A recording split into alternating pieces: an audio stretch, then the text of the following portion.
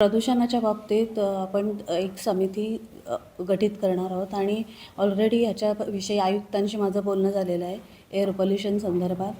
त्यांनी काही नॉर्म्स सांगितलेले आहेत प्रदूषणासंदर्भात आणि त्याच्याविषयी योग्य त्या कारवाई करण्याचं आम्ही त्यांना आदेशित केलेलं आहे. आपण ऑलरेडी जे आरक्षण महिलांना दिलं आहे त्याच्यामध्ये सभागृहामध्ये महिला 50% जास्त महिला सदस्य आहेत, म्हणून इथं आपण थोडं पुरुष सदस्यांना प्राधान्य दिलेलं आहे. मॅडम, नवी मुंबई शहरामध्ये प्रदूषण मोठ्या प्रमाणात वाढत आहे, यासाठी पालिकेने काय उपाययोजना करण्यासाठी आपण आज नवी मुंबई महानगरपालिकेच्या स्वीकृत सदस्यांसाठी 6 नावं दिलेली आहेत, ज्याच्यामध्ये एक महिला सदस्य आहेत आणि बाकी पुरुष आहेत. मी त्यांची नावं सांगते तुम्हाला. श्री भरत नखातेजी, कुलदीप सुरीजी, अमित मेडकरजी, महिलामध्ये अपर्णा गवते मॅडम, जगजीवन केनीजी आणि लक्ष्मीकांत पाटील. ही अशी 6 सदस्य आपण भारतीय जनता पार्टीच्या माध्यमातून स्वीकृत नगरसेवक पदासाठी नावे दिलेली आहेत. परिवहन समितीसाठी किती लोकांनी? परिवहन समितीसाठी आपण 12 नावे दिलेले आहेत, ज्याच्यामध्ये 3 महिला सदस्य आहेत आणि बाकी 9 पुरुष सदस्य आहेत, ज्याच्यामध्ये श्री राजेश रायजी, श्री राहुल शिंदे, श्री विकास झिंजाट, श्रीमती शीतल भोईर, श्री रोशन पाटील, श्रीमती राजश्री गातकरी, श्री यशपाल होल, श्री कुणाल महाडिक, श्री हनुमंत रोडे, श्री अभिजित पेडणेकर, कुमारी तीर्था पाटील आणि श्री विनोद म्हात्रे अशी नावे आहेत. आज नवी मुंबई महानगरपालिकेच्या स्वीकृत नगरसेवक पदासाठी आणि नवी मुंबई महापालिका परिवहन समितीच्या सदस्यांसाठीच्या उमेदवारी नामांकनाचा अर्ज माननीय महापौर आणि उपमहापौर आणि आमचे सर्व ज्येष्ठ पदाधिकारी, सन्माननीय नगरसेवक यांच्या उपस्थितीमध्ये भरण्यात आला आणि मला आनंद आहे की पक्षानं या ठिकाणी आदरणीय महाराष्ट्राचे मुख्यमंत्री देवेंद्र फडणवीस साहेब आणि आपल्या पक्षाचे अध्यक्ष रवींद्र चव्हाण साहेब यांनी जे काही मार्गदर्शन आम्हाला केलेलं आहे, माननीय गणेशजी नाईक साहेब आणि आमचे सर्व इतर पदाधिकारी या सर्वांचं म्हणणं होतं की आपल्याला सामाजिक समतोल असणं आवश्यक आहे आणि त्या अनुषंगानं ज्या इच्छुक तर खूप या ठिकाणी होते आणि जसं 111 प्रभागांसाठी 850 इच्छुक होते, परंतु त्या सर्व इच्छुकांनी पक्षाच्या ज्यांनी पक्षाच्या हितासाठी आणि पक्षासाठी त्याग केला अशांचा सुद्धा सन्मान व्हावा. तसेच विविध समाजातील घटक आहेत त्यांनासुद्धा सन्मान मिळावा आणि त्यांना काम करण्याची संधी मिळावी. ही फक्त जी काही पदं आहेत ही फक्त उपभोगण्यासाठी नाही आहेत, किंबहुना ते मिरवण्यासाठी नाही आहेत, तर ते जनतेसाठी काम करण्यासाठी आहेत. ही भारतीय जनता पक्षाची नेहमीच धारणा राहिलेली आहे आणि मला आज आनंद आहे की सर्वसमावेशक अशा व्यक्तिमत्व यांचा या ठिकाणी उल्लेख करून त्यांचं नामांकन भरलं आहे. ज्या पद्धतीनं इथे ज्यांची नावं आलेली आहेत याचा अर्थ अन्य नावं ते त्या गोष्टीसाठी लायक नव्हते असं नाही आहे, ती सुद्धा महत्त्वाचीच आहेत, परंतु अन्य टप्प्यांमध्ये त्यांचा पक्षाने विचार करावा अशी आम्ही विनंती पक्ष नेतृत्वाला केलेली आहे. आणि मला विश्वास आहे की ही सर्व मंडळी जी महापालिकेमध्ये आता पुढच्या कालावधीमध्ये नगरसेवक म्हणा, स्वीकृतमध्ये, परिवहनमध्ये जे काम करतील ते पक्षहित, या शहराचं हित, जनतेचं हित आणि ज्या गोष्टींसाठी ते काम करणार त्यांचं हित साधून लोकांची सेवा करतील. आम्ही त्यांना या ठिकाणी शुभेच्छा व्यक्त करतो. सर, शिवसेनामध्ये असा निर्णय केला आहे की त्यांनी स्वीकृत नगरसेवकांचा कार्यकाळ फक्त 2 वर्षाचा ठरवलं. आपल्या भाजपमधून काय असा काही निर्णय घेण्यात आलेला आहे का? मला वाटतं या संदर्भामध्ये जे काय असेल ते आपल्यासमोर लवकरच येईल आणि जे काही नसेल तर ते नाही येईल, असेल तर येईल. सर, परिवहन समितीमध्ये टोटल 12 सदस्य आहेत. भाजपने सर्व फॉर्म भरले आहेत आणि शिवसेनेने पण भरले, तर त्याच्यामध्ये वाद होणार नाही का?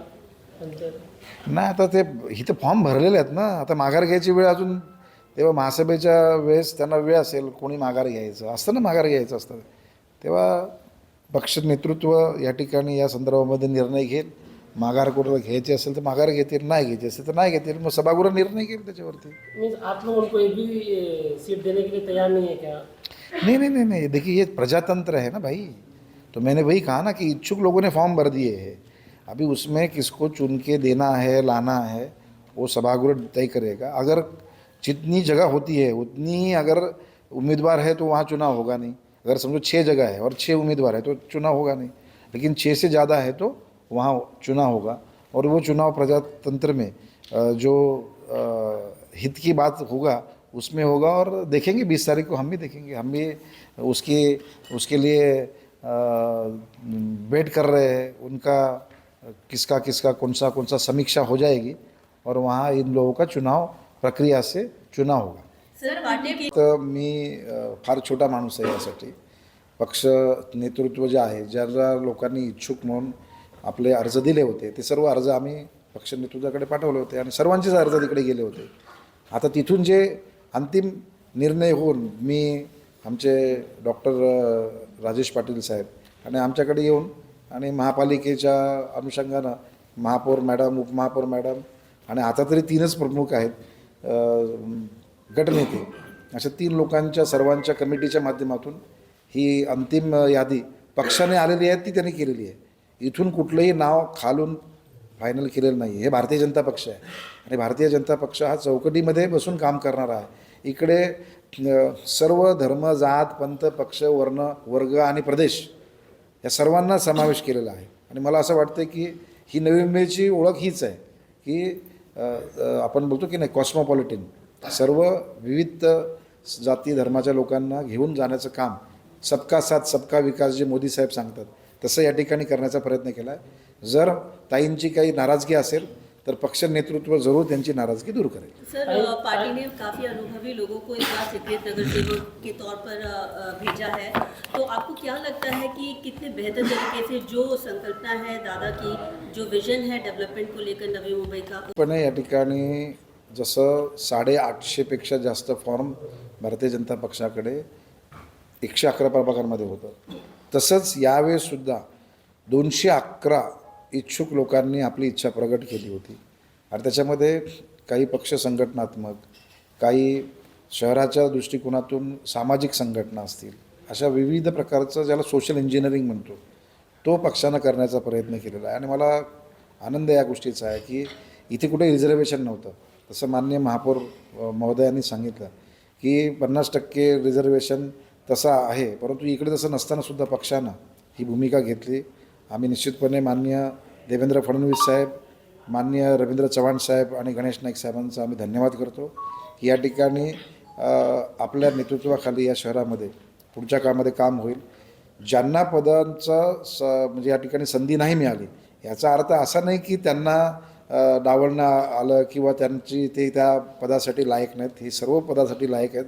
जसं 850मध्ये 111 दिलं तसं या ठिकाणी काही लोकांचा सन्मान आणि संधी करण्यात आली। अजूनसुद्धा काही कमिट्या अस्तित्वात येणार आहेत पुढच्या काळामध्ये आणि काही लोकांना त्याच्यामध्ये संधी मिळणार आहे। आणि मला विश्वास आहे की या सर्वाचा उपयोग शहराच्या विकासासाठी भारतीय जनता पक्ष आपलं जे काही योगदान आहे ते शहरासाठी निश्चितपणे देईल।